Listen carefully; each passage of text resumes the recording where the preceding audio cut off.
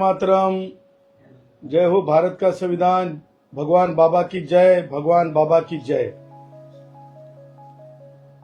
आज आपल्या समक्ष एक असा गंभीर मुद्दा, एक अशी आई जिचं नाव आशाबाई घुले आहे, ती बीड वरून आली आहे। आई जात सांगण्याची गरजच पडते म्हणून सांगायची वेळ आहे। आमच्या वंजारी समाजाची आहे। आमच्या आशा आई घुले यांच्या मुलाचा जीव म्हणजे विलास घुलेंचा जीव घेण्यात आला आणि विलास घुलेचा जीव घेणारे, कट रचणारे हे आजही आपण जर बघितलं तर खुलेआम फिरत आहेत। का का का तर आम्ही वंजारी आहोत म्हणून आमच्या पोटचा गोळा मेला, आमच्या पोटचा गोळा जगू दिला नाही। ह्याचं कोडं रोहित पाटील पवारला पडू नये, कारण वंजाऱ्याच्या पोटचा गोळा गेलाय। सुप्रिया सुळे ताईंना पडू नये कोडं, कारण वंजाऱ्याच्या आईच्या पोटचा गोळा गेला। ही आई, हे कुटुंब, विलासला न्याय मिळावा, वंजारी युवकाला त्या न्याय मिळावा म्हणून खूप परेशान, खूप अर्जबाजारी करून, खूप प्रयत्न करून काल महाराष्ट्राचे पोलीस महासंचालक यांच्याकडे भेटीसाठी गेले। त्यांना भेटले। मुद्दा हा आहे, न्याय का मिळत नाही? सुप्रियाताईंना का गोडवा येत नाही? का रोहित पवारला गोडवा येत नाही? त्याचं कारण साधं आहे की सौरव बजरंग सोनोने हा कोण आहे? तर हा बजरंग सोनोने नावाचे जे खासदार आहेत, त्यांचा हा पोरगा आहे, त्यांचा हा लेक आहे, त्यांचं एक कार्ट आहे। या पोरानं, त्या कार्ट्यानं कट रचल्याचा या आईचं स्पष्ट म्हणणं आहे। आता नुसतं या आईचं म्हणणं आहे का की आईकडे पुरावे आहेत? हे पाहणं फार महत्वाचं आहे। 2/7/2026 ला ऐका, सन्माननीय पोलीस अधीक्षक बीड, ऐका न्यायालयात काय आहे ते तर ऐका।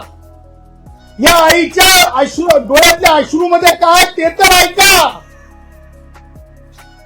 सुप्रियाताई आणि रोहित पवार हे काय महाराष्ट्राचे कर्ते करविते नाहीत।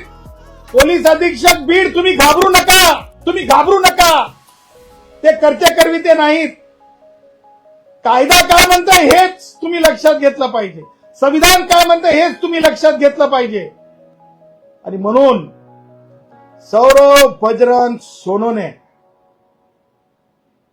आणि श्रीकांत घुले यांनी एकमेकाशी चर्चा करून, त्यानंतर अजय कदम आणि मंगेश सोनोने, अजय कदम आणि मंगेश कदम ह्या एकत्रितपणे बालाजी सोनोने ज्या प्रकारे हे कुभांड रचलेलं आहे, त्या कुभांडाला कायदेशीर दृष्ट्या न्यायालयासमोर आणायचे की नाही। आणि म्हणून 19/6/2026 ला ती जी तारीख आहे, त्या तारखेप्रमाणे जर आपण बघितलं तर त्या तारखेचा घटनाक्रम जर बघितला तर कटाच्या बाबतीतलं जर बघितलं आपण घटनाक्रम, तर तो घटनाक्रम माननीय ज्युडिशियल मॅजिस्ट्रेट फर्स्ट क्लास कोर्टामध्ये 8/7/2026 ला स्पष्टपणे 4 साक्षीदारांनी सांगितलंय, 4, की कशा प्रकारे कट रचला होता आणि त्या कटामध्ये सौरव बजरंग सोनवणे कसा सहभागी आहे. कॉल डिटेल्स आता आलेत, प्रत्यक्षदर्शींचं म्हणणं आलंय. मय्यत ज्या वेळेस जीव जात होता विलास गुलेंचा, त्या जीव जाण्यापूर्वी आपल्या सख्ख्या भावाला त्यांनी सांगितलंय आणखीन काय पुरावा पाहिजे, आणखीन काय पुरावा पाहिजे एसपी साहेब. त्यामुळं पोलीस महासंचालकांना ज्यावेळेस भेट दिली मंत्रालयामध्ये सुद्धा जाऊन माननीय मंत्री गिरीश महाजन साहेबांना हे आई भेटल्या. त्यांनी एसपी बीडला फोन लावला. परंतु मुद्दा हा आहे की हे सगळे पुरावे असताना स्पष्टपणे अद्याप आरोपी बजरंग सोनवणेचा मुलगा होत नाही. जर हे कारण राजकीय स्वरूपाचं असेल तर हे अत्यंत वेदनादायी आहे. तुम्हाला मला सांगायचंय की ज्या प्रकारे म्हणजे रोहित पवार असेल, ज्या प्रकारे रोहित पवारनी जी जी हे केली आणि यांनी सुप्रियाताईंनी हे जर बघितलं तर सुप्रियाताई कर्तृत्ववान खासदाराच्या बद्दल काही करता येत ते नाही बघा, म्हणून त्याच्या घरात बसून त्याच्या बायकाट पोरांवर आरोप करते. इतकं गलिच्छ आणि पातळी सोडून राजकारण मी कधी पाहिलेलं नाही. पक्ष हा ताकदीने बजरंग अप्पाच्या मागे कालही आहे, आजही आणि उद्याही राहील. आणि मी स्वतः पवार कुटुंब आणि राष्ट्रवादी काँग्रेस पक्ष आणि महाविकास आघाडी ही ताकदीने बजरंग अप्पाच्या मागे उभी आहे. कारण आमचं सगळ्यांशी बोलणं झालेलं आहे. हे पूर्ण षडयंत्र बजरंग अप्पाला त्रास देण्यासाठी एक राजकीय मोठं षडयंत्र केलं जात आहे. आणि दुर्दैव आहे की महाराष्ट्र सरकारकडे काही विरोधाला बोललेलं नाही. आता बोलायला आमच्या विरोधात राहिलंच नाही, म्हणून आमच्या घरातल्या पोरांवर खोटी षडयंत्र करते. मला आज हे म्हणायचंय, सुप्रियाताई खून झालाय म्हणण्यापेक्षा जीव गेलाय, जीव गेलाय. आणि जेव्हा जीव गेलाय तेव्हा जेव्हा गोळा स्वतःच्या पोटचा जाते तेव्हा त्या गोळ्याला जातीच्या पलीकड पाहायचं असतंय. असा कसा तपास तुम्ही केला? तुम्ही काय सीबीआयच्या वरची अथॉरिटी बनलात? कशा बनलात तुम्ही? काय संतोष देशमुख ना? हा, ते संतोष देशमुख जे होते त्यांच्या दारावर गेल्या. मला म्हणायचं नाही ते मराठ्याचे होते. आमच्या वंजाऱ्याच्या दारावर याला कोणा थांबवलं नाही? सुप्रियाताई कोणा थांबवलं? आमचा दार वंजाऱ्याचा जमत नाही काय? कळलं नाही काय झालं म्हणून? आई तुझ्या पोटचा गोळा गेलाय, मेला त्या पोटचा गोळा कसा झाला म्हणून विचारणा का केली नाही?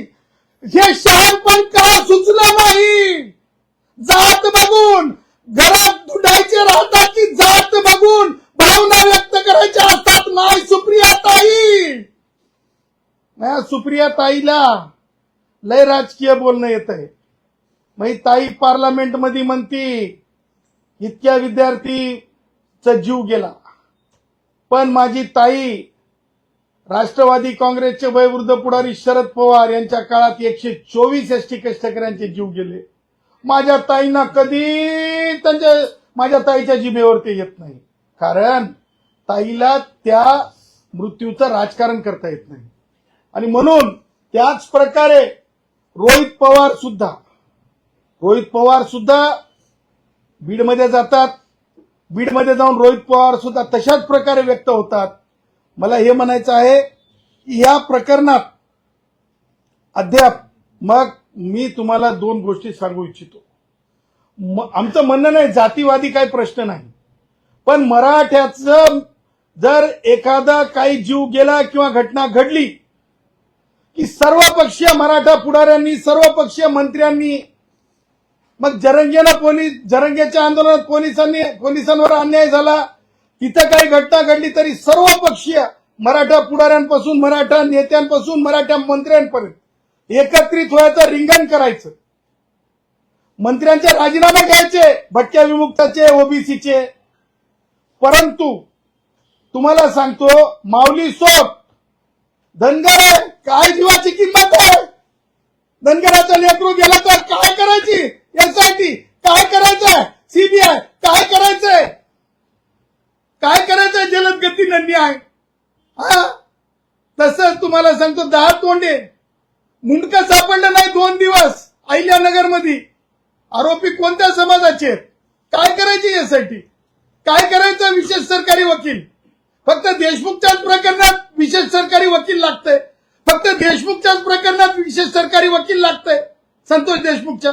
दुसरीकडे नाही, नको. गुन्ह्याच्या प्रकरणात तर नको. वंजारी मेलाच पाहिजे, गेलाच पाहिजे, ही भावना आहे का राजकारण्यांची. राजकारण्यांची म्हणजे एकूण मराठा, ज्या प्रकारे मंत्र्यांपासून मराठा ते स्थानिक राजकारण्यांपर्यंत न्यायच कसा मिळू नये अशा भानगडीतली ही गोष्ट आहे, ही विशेषता आहे. आणि म्हणून आमचं म्हणणं आहे, ज्या प्रकारे आई आपली भूमिका मांडत आहे त्या प्रकारे तिला न्याय मिळाला पाहिजे. सीबीआयकडे हे प्रकरण गेलं पाहिजे. नुसतं सीबीआयकडे प्रकरण जाण्याची वाट न बघता तातडीनं सौरभ बजरंग सोनवणे ह्यांचा बाप हुईज हु हे पाहायचं नाही. साक्षीदारांनी न्यायालयात साक्ष दिलेली आहे. मृत्यूपूर्वी स्पष्टपणे ज्याचा जीव गेला त्यांनी सांगितलेलं आहे. कॉल डिटेल्स आहेत, आणखी काय पुरावा पाहिजे.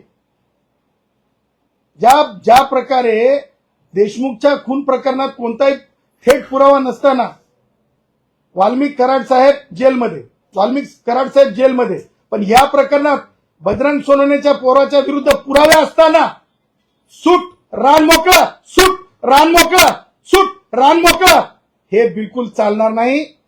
हे निर्वाणीचा कायदेशीर आमचं सांगणं आहे.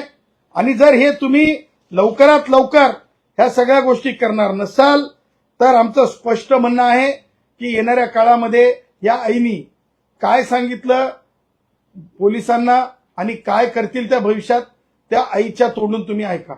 आई, तुम्ही बोला, सांगा आई, तुम्हाला काय वाटतंय सांगा. काय आम्हाला न्याय पाहिजे. हे माझं सोन्यासारखं लेकरू गेलंय. आज 3-4 दिवस झाला आम्ही इथे वडापाव चहा खाऊन शिनी. ज्या टायमाला संतोष देशमुख हत्या झाले त्या टायमाला आम्ही जातवाद काही बघितली नाही. आम्ही सगळेच म्हणत की जे मारेकरी असतील त्याला अटक करा, पण आता आमच्याकडे कुणी सुद्धा आलं नाही. आणि आमच्याकडे नाही येऊन शिनी आमच्या कवडाला ढक्क देते.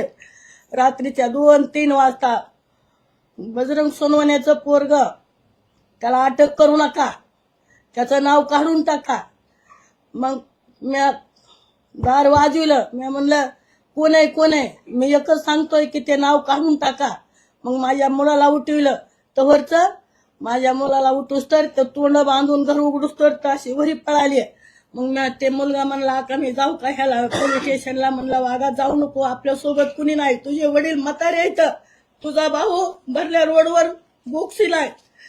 मग मी जाऊ दिलं नाही. मग हे घरा पुस्तोर का त्यांची हे आम्हाला न्याय पाहिजे. माझ्या पोटचा गोळा गेला, आम्ही जगायचं नाही जर न्याय दिला तर आम्ही रेल्वे खाली 2 महिलेकर आत्महत्या करणार आहेत. आणि त्या राहिलेला आरोप तात्काळ आरोपी केला पाहिजे.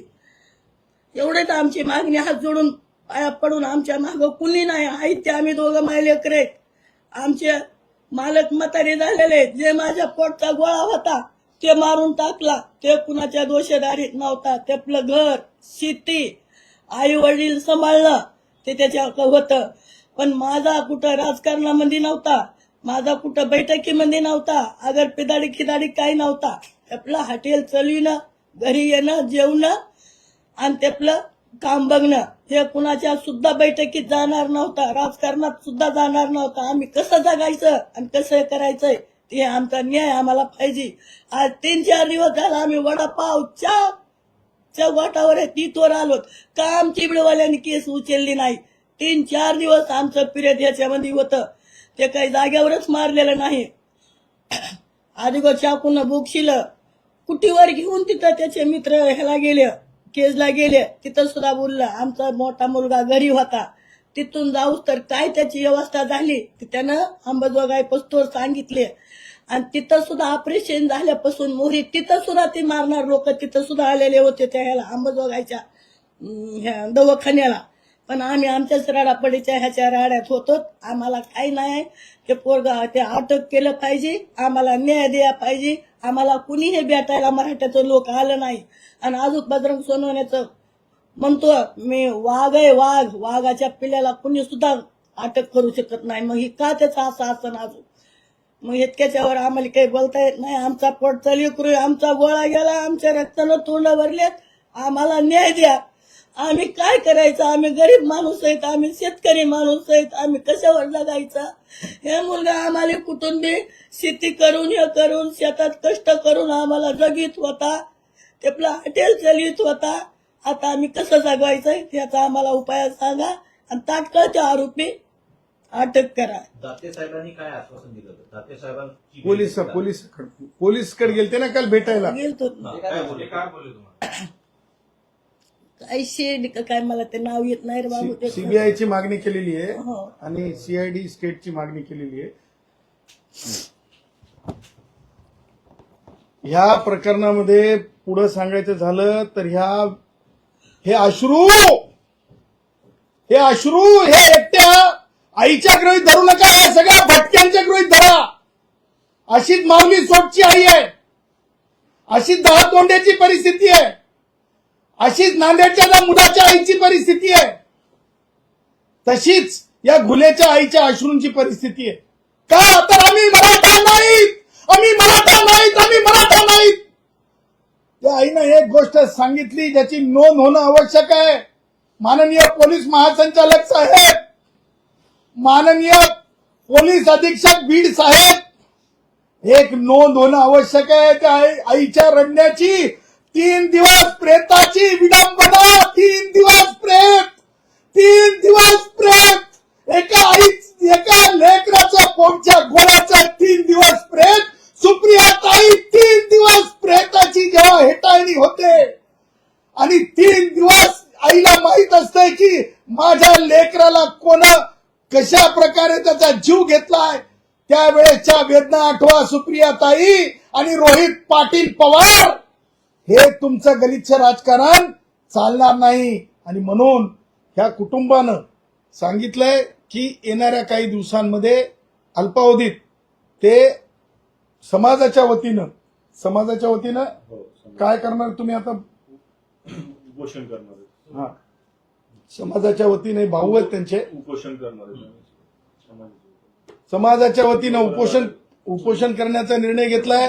महाराष्ट्रातून एकत्रितपणे समाज हा बीडला येणार आहे. सगळे येणार आहे ना समाज? महाराष्ट्रातून सगळा समाज बीडला येणार आहे.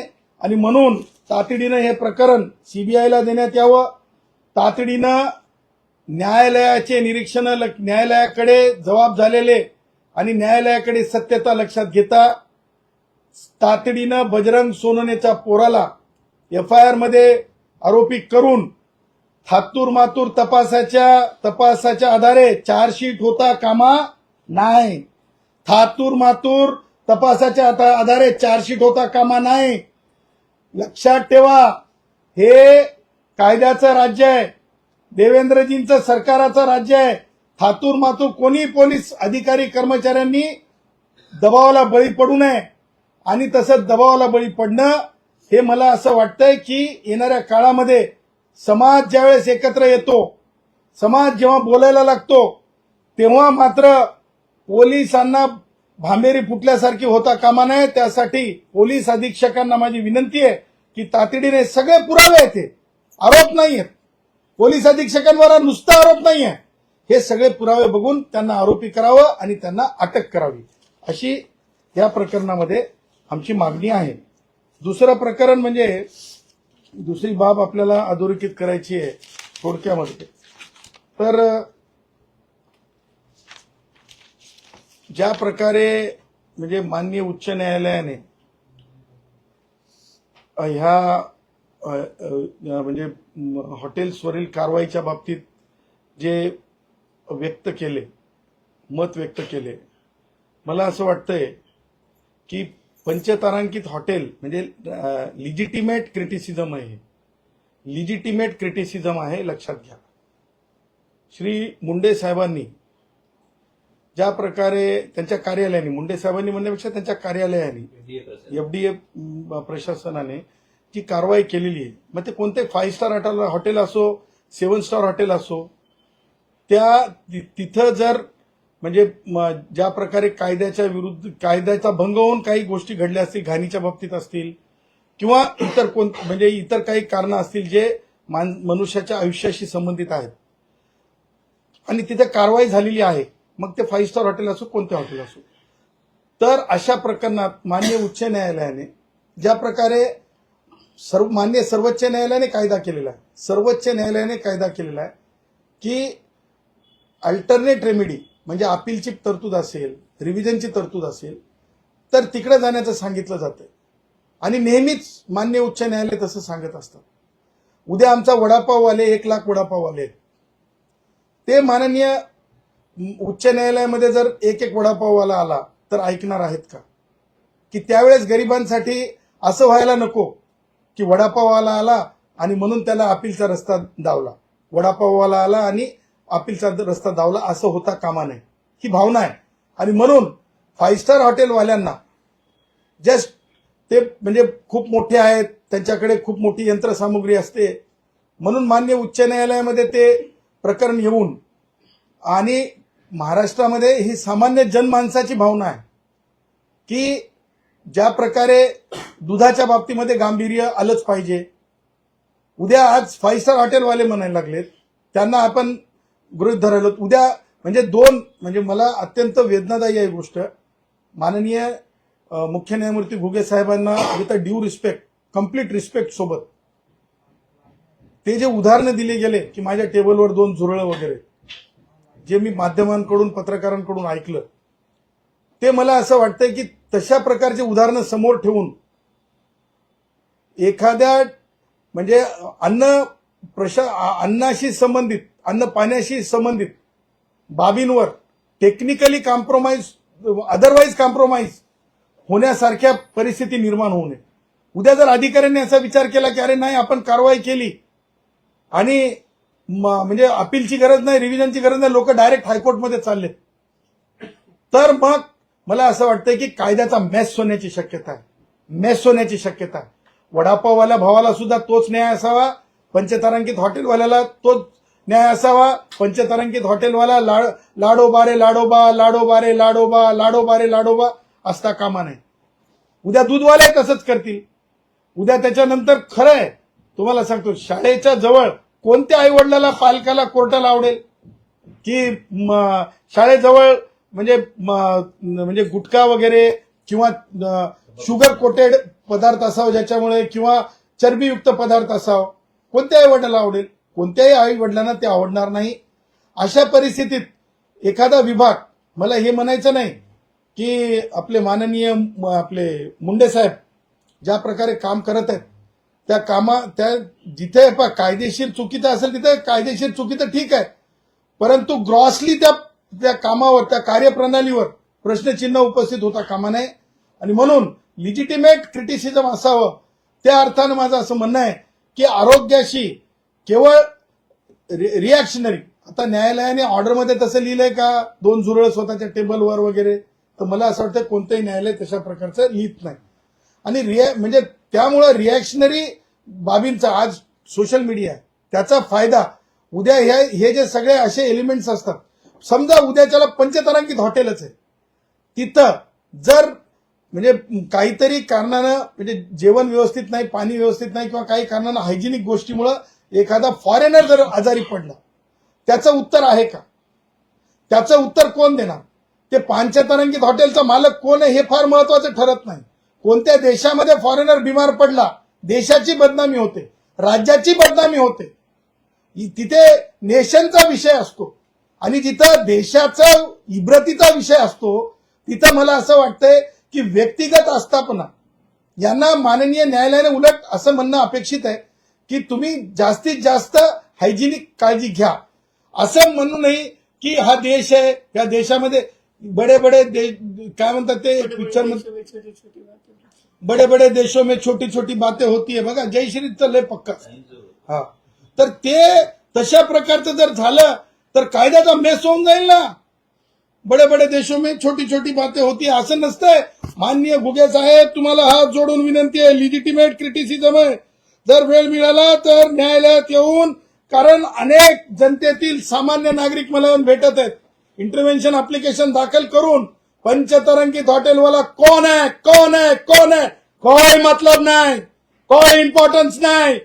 कायदेशीर प्रक्रिया, लेअर्ड कारवाईची पद्धती, लेअर्ड ज्या प्रकारे रिड्रेसल फोरम आहे, अपील असेल, रिव्हिजन असेल, रीट असेल, कमिशनर कडली अपील असेल, हे जर सामान्य गरिबांना झोपडी तुटल्याच्या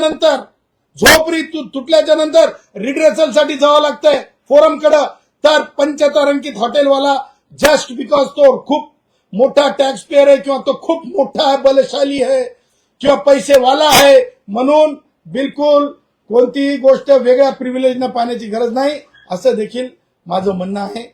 तिसरा मुद्दा असा आहे जे आपल्याला सांगायचं आहे की ज्या प्रकारे कलाकारांनी आपल्या कला ज्या आहेत सादरीकरणामध्ये स्वतःचं नाव मोठं करावं, ज्या प्रकारे म्हणजे मी सुद्धा भारतीय जनता पक्षाचा मतदार आहे. मी मागच्या ज्या निवडणुका आहेत, अनेक निवडणुका, त्याच्यामधला कायम मतदार आहे. मला सुद्धा अधिकार आहे. मतदार हा राजा आहे पार्लमेंटरी डेमोक्रेसीमध्ये. त्यामुळं भारतीय जनता पक्षाचा मतदार या नात्यानं मी कलाकार कंगना राणावत यांना मला सांगायचं आहे की सार्वजनिकपणे पार्लमेंटरियन म्हणजे खासदार हे पब्लिक सर्वंट असतात, लोकसेवक असतात. त्यांनी अशा प्रकारे म्हणजे अपमान होईल कोणत्याच वर्गाचा, आरोपीचा सुद्धा अपमान करण्याचा अधिकार नाहीये. त्याच्यामुळे माननीय गिरीशभाई महाजन यांनी जसं सांगितलं की खासदार आमदारांनी बोलताना सुद्धा म्हणजे एक लक्षात घेऊन बोललं पाहिजे. त्याच प्रकारे माझं म्हणणं आहे की कंगना राणावत यांनी त्या विषयाला मोठं करत नेण्यापेक्षा गटर सारखे शब्द आरोपींना सुद्धा वापरता येत नाहीत. आणि आपण मुंबईमध्ये आहात, मायानगरीमध्ये आहात, बॉम्बे में है.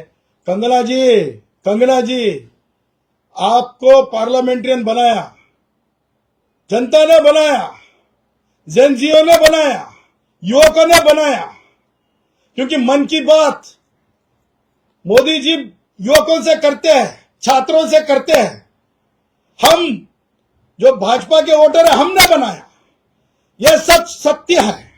यह सत्य होते हुए एक किसी एजिटेशन के कारण तुम आमतौर पे जो एजिटेशन के अंदर सारे राजकीय पक्ष के विचारों के युतियां उसमें थी, युवक उसमें थी, उसमें कोई भी ऐसा नहीं था कि वो गैर है. बाजू के जो गैर है, जो गलत है, उनको सजा होगी, कड़वी सजा होगी, जो अगर से गलत नजरिए से देश के हित के विरोध में आए. लेकिन आमतौर पे जिस तरह से आपने अपमानित किया है जेनजी युवकों को, उसके अंदर भाजपा के विचारों के भी है. उनको इस तरह से अपमानित करने का कोई अधिकार नहीं, कोई सहूलियत नहीं है. इसलिए मेरा कहना है कि आप माफी मांगिए. माफी मांगने में कोई बुरा नहीं है. मैं आपसे आग्रह करता हूं कि आप पार्लियामेंट्रियन है, अरे जहां पर कानून किसी आरोपी को, किसी गुनहगार को अपमानित सार्वजनिक तौर पे करने का अधिकार किसी को देता नहीं है. ये तो अपने देश के छात्र युवक है.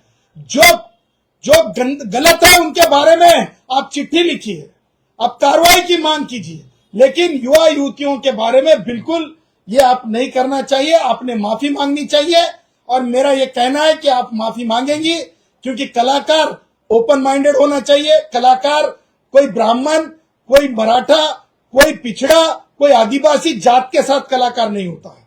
कलाकार तो कलाकार होता है, कलाकार की एक जात होती है। पार्लियामेंट्रियन की भी एक अपनी संविधान से जुड़ी, घर में कोई भी जात हो, कंगना जी, पार्लियामेंट्रियन की एक जात होती है, उसे कहते हैं संविधान वाली जात। संविधान वाली जात होती है, घर में कोई भी जात हो, लेकिन पार्लियामेंट्रियन को पब्लिक लाइफ के अंदर संविधान की जात के साथ ही जीना होता है। ये मैं जानबूझ के इसलिए कह रहा हूं कि मैं भी मेरे जैसे हजारों लाखों लोग, करोड़ों लोग भारतीय जनता पार्टी को वोट दिए है, कल भी देंगे क्योंकि मोदी जी का काम है, कल भी देंगे क्योंकि देवेंद्र जी का काम है। लेकिन कंगना जी, आप जैसे गलत शब्द के उच्चारों की वजह से अगर युवा युवती परसेंटेज के अंदर नाराज हुए तो आपकी टीआरपी तो छोड़ दो, वो टीआरपी आपका फेल होगा तो प्रोडक्शन हाउस फेल होगा, प्रोडक्शन हाउस बर्बाद होगा। लेकिन आप लोकतंत्र के अंदर भाजपा को जो विश्व में स्थान है उसको आप डिस्टर्ब करने की, डैमेज करने की बिल्कुल कोशिश मत करना। ये आखिरी सुझाव है आपको। हम भी बिग बॉस के अंदर स्टार बन के आए हैं, समझा है ना। कलाकार कलाकार होता है, कलाकार बराबरी का होता है। तुम किस राज्य से आते हैं ये इंपॉर्टेंट नहीं है, देश के अंदर तुम अपनी किस तरह से भाषा रखते हो ये इंपॉर्टेंट है। आपके भाषा को हमने सख्त और सख्त तरीके से जवाब दिया। माफी मागावी करणार बिलकुल माफीच मागितली पाहिजे, कारण हा भारतीय जनता पक्षाच्या वोटरची मागणी आहे, हे मोदीजींच्या चाहत्यांची मागणी आहे, हे मोदीजींच्या जनतेची मागणी आहे। कारण लक्षात घ्या की तुम्ही एखादा अँटी सोशल एलिमेंट असेल तर त्याच्या बाबतीत तुम्ही तक्रार करा, रिड्रेसल ग्रीवेन्स करा, परंतु तुम्ही जनरली विद्यार्थ्यांना, युवतींना असं नाही होत। त्या युवतींनी कधी ह्यांच्या, म्हणजे मला म्हणायचं नाही, माय बॉडी माय राईट हे मानणारा माणूस आहे, ह्यांच्या कलाकारीवर, ह्यांच्या एखाद्या पिक्चर मधील सीनवर कधी कोणी टीका केल्या का? तेव्हा जेव्हा तुम्ही करता ते योग्य आहे। आणि युवकांनी त्या एज्युकेशन मध्ये केवळ आणि केवळ काँग्रेसी किंवा ते होते असं नाही, तर ते युवक होते आणि म्हणून मोदीजींनी त्या युवकांचं सगळं भावना लक्षात घेऊन घेतलेले निर्णय आहेत। त्या निर्णय प्रक्रियेमध्ये कंगनाजी कुठे आहेत? काय घेणं देणं त्या निर्णय प्रक्रियेमध्ये कंगनाजींचं? त्यामुळे मला असं वाटतंय की राष्ट्रीय स्वयंसेवक संघ असेल किंवा संघ प्रमुख असतील, संघ प्रमुखांनी जे डायलॉग सांगितलं मोहन भागवतजींनी, ते माननीय पूजनीय भागवतजींनी जे डायलॉग सांगितलं ते डायलॉग सुनना चाहिए। आप आरएसएस के प्रमुख मोहन भागवत जी से बड़े नहीं है कंगना जी, आपको सुनना पड़ेगा, डायलॉग की बात करना पड़ेगी। कोई शान पट्टी नहीं चाहिए, कोई शान पट्टी नहीं चाहिए, कोई शान पट्टी नहीं चाहिए। दिपकेबद्दल तुमचं काय म्हणणं आहे? दिपके म्हणतात की भाजपमध्ये पक्षप्रवेशासाठी दबाव टाकला जात होता, त्यांना धमक्या येत होत्या। मला असं वाटतंय की दिपके काय कॉन्टेक्स्ट मध्ये बोलतायत ते मला म्हणजे समजण्याच्या पलीकडची गोष्ट आहे। आणि राजकारणामध्ये व्यक्ती स्वातंत्र्य आहे, त्यांना जर भाजपमध्ये यायचं असेल तर ते त्यांच्या व्यक्तिगत प्रश्न असू शकेल, परंतु पब्लिकली मला वाटतं पब्लिसिटी स्टंट सारखं त्यांनी वागू नये। सर, याच प्रकरणामध्ये आता कोणत्या प्रकरणामध्ये? याच म्हणजे याच प्रकरणामध्ये आता गुन्हे कुटुंबियांकडून तुमची सरकारी वकील म्हणून नेमणूक करावी अशी मागणी केली जाते, यावरती तुमचं म्हणणं काय? बघा, मी तर सर्वसामान्य एक कायद्याचा अभ्यासक असलेला माणूस आहे। जर शासनाला, कुटुंबाला, गुन्हे कुटुंबाला जर माझी आवश्यकता वाटत असेल तर मी आणि डॉक्टर जयश्री पाटील आम्ही म्हणजे नक्की आमची जिम्मेदारी, आमच्या रक्त हाडा मासाचे किंवा भारतीय व्यक्ती, निरापराध भारतीय व्यक्ती, ज्या प्रकारे आमचा विलास घुले निरापराध भारतीय व्यक्ती आहे, तो वंजारी आहे किंवा कोण आहे ही जात वेगळी गोष्ट आहे, परंतु आम्ही जर सरकारने आम्हाला तशा सूचना केल्या तर आम्ही सेवा देण्यासाठी कधीही नकार घेण्याचा काही प्रश्नच नाही, कारण कायद्यातच सांगितलेलं आहे वकिलाला केसला नकार देता येत नाही. त्याचं कारण असं आहे की वकिलाला नकार देणं एकच आहे की जर तो विरोधी पक्षाचा वकील असेल तर त्याला नकार द्यावा लागतो. ह्या केसमध्ये जर घुले कुटुंब आणि सरकारची मनीषा असेल, इच्छा असेल तर आम्ही ती सेवा